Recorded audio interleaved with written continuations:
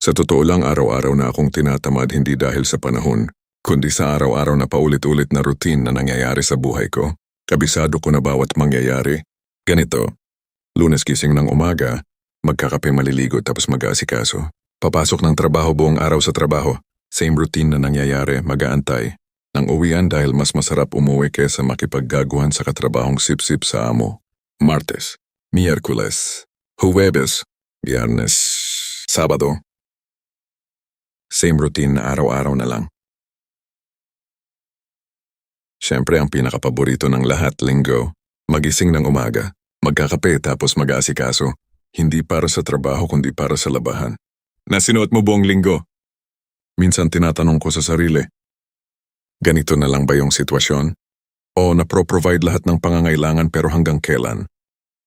Nababagot na ako, 5 years na akong ganito sa umpisa lang pala masaya. Hindi ako magre-resign.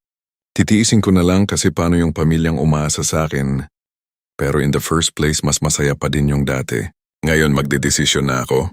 Kakainin ko na lang yung pride ko kahit panlaban na lang funny side. Pero tuloy ang laban hindi para sa kanila.